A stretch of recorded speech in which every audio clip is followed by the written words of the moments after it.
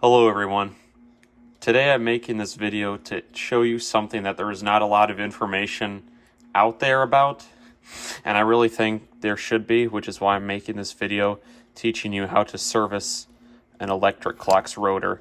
This will apply to several different motors, whether it be a United, a Sessions, an Ingram, whatever rotor from like the 30s, 40s, 50s. This one happens to be a United, but the same principles apply to all the different brands that I've mentioned. And I'll show you what you need and we will start the process. So the first thing you will need is an anvil. A clockmaker staking anvil like the one they give you with the staking set is ideal. You will need a prick punch or a center punch, a ball peen hammer, contact cleaner, preferably, but you can use alcohol if you so wish, a pipe cleaner, and clock oil. So let's get to work. So the first thing we're going to do is set up our anvil here, and we're going to take the rotor and set it on the underside here. Set it down on the underside, and you can see the rotor itself, or the spinning wheel. We are going to punch this shaft out that you can see right here to get under there and basically disassemble and clean it. So first I'm going to start by just punching it out some of the way so I can get my center punch there, and then you punch it until it's out, and as you can see, that comes apart now along with the rotor, and now this guy comes out too.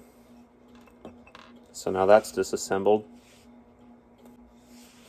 Now that we've got it disassembled, the next thing you're going to want to do is spray some contact cleaner in the center hole here and then run the pipe cleaner through it, and you do this until there is no more discoloring of the pipe cleaner, meaning all the old oil is out. And as you can see, that fiber washer was put on there. We're going to have to remember to put that back where it belongs. They just put those fiber washers there to reduce friction and create less noise. And we're already getting some green goo out of there, so that's a good sign. And this is kind of just a back and forth process until we get all the gunk out of there. This one isn't too bad. They usually will be a lot worse than this, so don't think this will be always the reality of the situation, because it will not be. But let me try it one more time.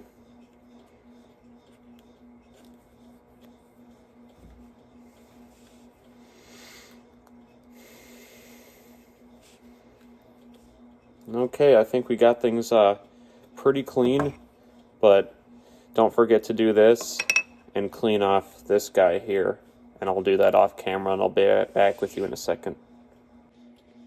After you've got that all cleaned out, the next thing you're going to want to do is put a drop of oil down in the center point here on either side. Let me wipe that off. Kind of hard to do stuff and look at the camera at the same time. And make sure that you put that fiber washer on that we talked about right there. And now I've pretty much reassembled the rotor as it was. So now we're going to punch the worm gear back in, whatever you want to call that. And you see that cap in the middle of the screen. When you punch that back on, or when you punch this guy back on, make sure that that cap is sitting on a hard surface like this, because you don't want to pop the cap off, or out I mean. And I'll just show you or demonstrate me punching that guy back in. And when you're done, you got to make sure that there's good end shake between the two. So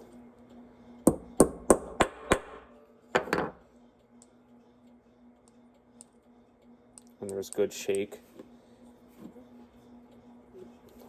Let me show you this.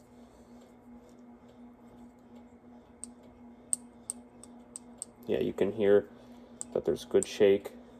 There could be slightly more though, or less, I mean. There, that's better. That's what we're looking for. Now we're going to put it on our cord and see if our repair was a success.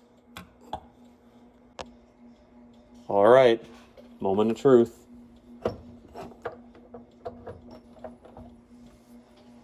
Ta-da! It doesn't make any noise, and it's working good. So that, my friends, is how you overhaul an electric clock's rotor.